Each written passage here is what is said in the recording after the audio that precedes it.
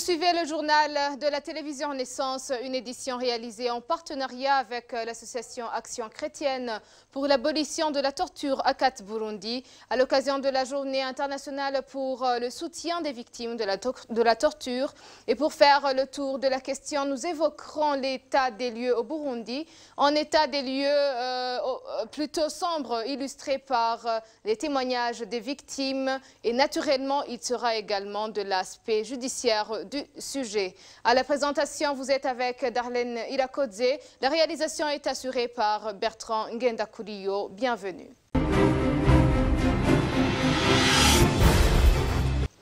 Quel état des lieux sur la torture au Burundi? 738 personnes ont été torturées depuis avril 2015 jusqu'au mois de mai 2018, selon les rapports des différentes organisations des défenseurs des droits de l'homme.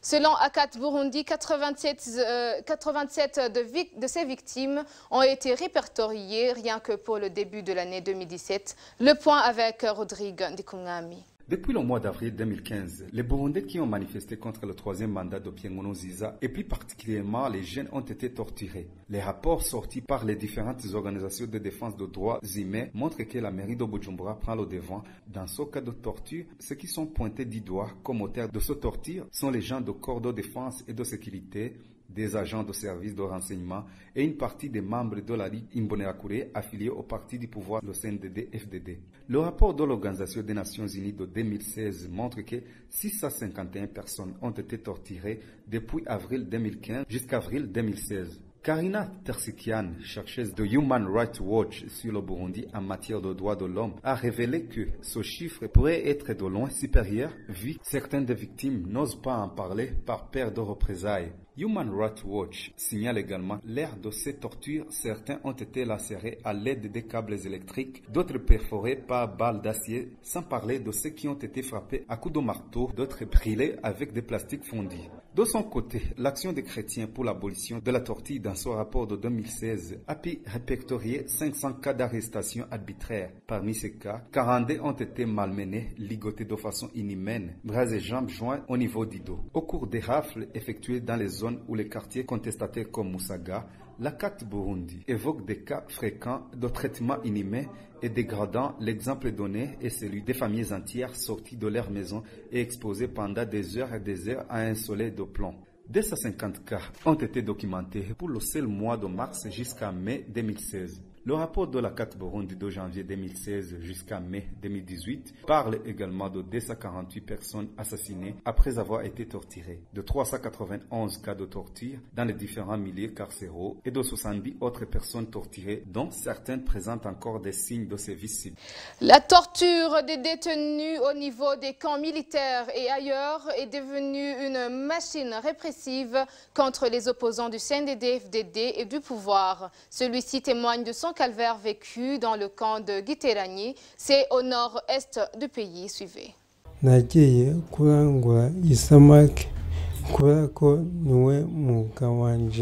me suis allé à la pêche comme c'était mon travail quotidien. Arrivé au camp militaire se trouvant à Luzu, j'ai été arrêté. Me demanda si je possédais une carte d'électeur. J'ai répondu non. Qui te demandait cela?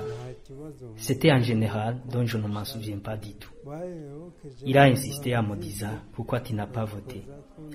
Je lui ai répondu que j'étais malade.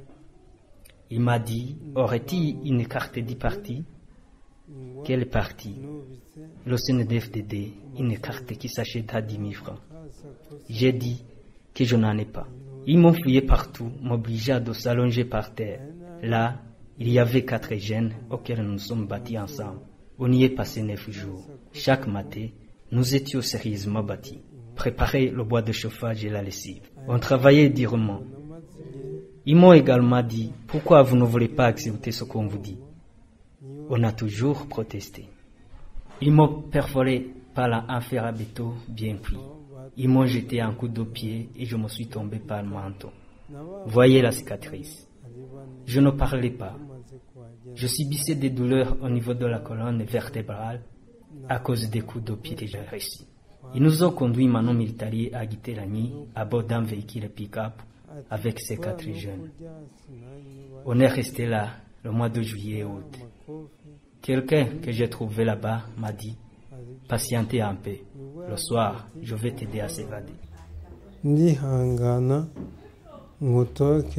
Dans le même prolongement, cette femme burundaise réfugiée dans le camp de Mahama au Rwanda nous raconte la torture dont elle a été victime à son domicile dans la zone de Chibitoki en mairie de Bujumbura avant de prendre le chemin de l'exil.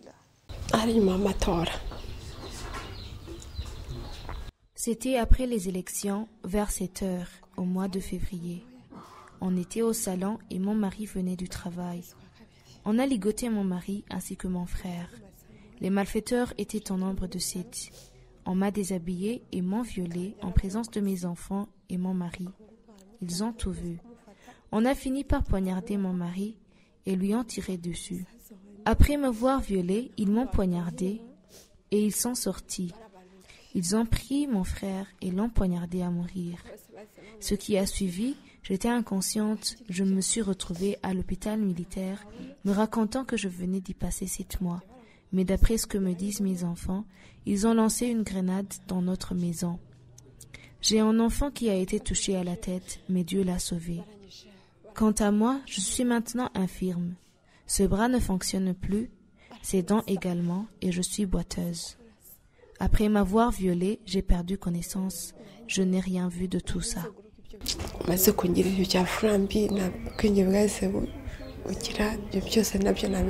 Le régime de Bujumbura a une part de responsabilité dans les crimes de torture commis contre ses opposants depuis la crise de 2015. C'est le spécialiste du droit, maître Janvier Bigirimana, qui le dit. Il constate avec amertume que les parquets ferment les yeux devant les crimes de torture commis par les agents de sécurité et du service national de renseignement. Suivez-le, il a été contacté par téléphone. Depuis la crise de 2015, des méthodes d'une atrocité indescriptible ont été utilisées par les bourreaux pour perpétrer des actes de torture. On citerait notamment le broyage des doigts et des orteils avec une pince et la détention dans un conteneur fermé. Le fait de forcer une victime à s'asseoir sur de l'acide ou du verre brisé ou des clous. Le viol d'une mère en présence des enfants, le viol des filles en présence de ses parents, des coups de couteau, des machettes, l'injection d'un liquide nocif ou empoisonné dans le corps humain, le fait de lier fortement le bras d'une personne pendant plusieurs jours au niveau du dos, ainsi que le fait de tirer une corde attachée aux testicules des personnes de sexe masculin.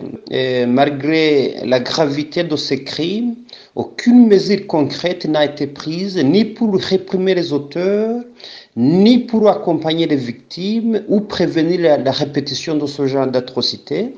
Ce qui fait que l'État du Burundi soit promeut la commission de ces atrocités, soit est complice ou auteur, là je parle des autorités étatiques burundaises, dans toutes ces cruautés, dans toutes ces atrocités en matière de torture. Maître Armel Nyongere, responsable de l'ACAT, Action chrétienne pour l'abolition de la torture au Burundi, fait savoir que son organisation continue de documenter les cas de torture au Burundi. L'association a aussi saisi la Cour pénale internationale pour incompétence des juridictions internationales. Maître Armel Nyongere invite les victimes d'actes de torture ou leurs familles d'avoir le courage de donner des témoignages aux avocats dédiés à cette cause et à l'ACAT. Suivez. Et nous demanderons aux victimes et leurs familles de rester courageux et d'avoir le courage de témoigner, de donner leurs témoignages à leurs conseils, aux avocats, pour les transférer à la Cour pénale internationale. Pourquoi on a saisi la Cour pénale internationale? C'est parce qu'on n'a pas eu la justice au niveau de notre pays, le Burundi. Et lorsque le pays membre ne donne pas la justice à leurs ressortissants, on a droit, d'après le droit international, de saisir les juridictions internationales. Raison pour laquelle on a saisi la Cour pénale internationale. Et la Cour pénale internationale était compétente pour enquêter sur les crimes qui sont commis au Burundi, qui relèvent de sa compétence. Donc c'est pour cela maintenant où la Cour pénale a ouvert une enquête. Et maintenant, nous sommes en train de coopérer et de collaborer avec les enquêteurs de la Cour pénale internationale pour donner la lumière sur ce qui se passe au Burundi. Et puis, il faut que les victimes et les familles puissent attendre la justice. Ça peut traîner, mais je sais qu'un jour, il y aura la justice. Et enfin, pour clore ce journal, Maître Armel Nyongere déplore néanmoins qu'aujourd'hui la Commission indépendante des droits de l'homme au Burundi n'inspire pas confiance aux victimes malgré que cette dernière ait bien travaillé dans le passé. Suivez-le encore une fois.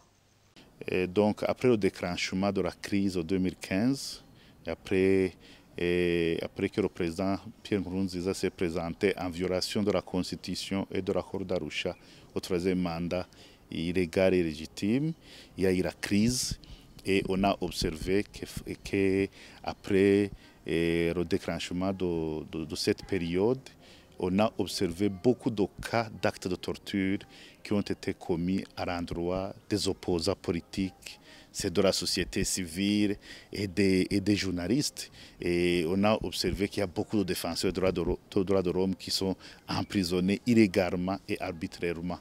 Et on a observé que beaucoup des agents de l'État ont commis d'actes de torture à l'endroit de ces catégories que je viens de vous dire, et pour les intimider, extorquer les aveux, etc.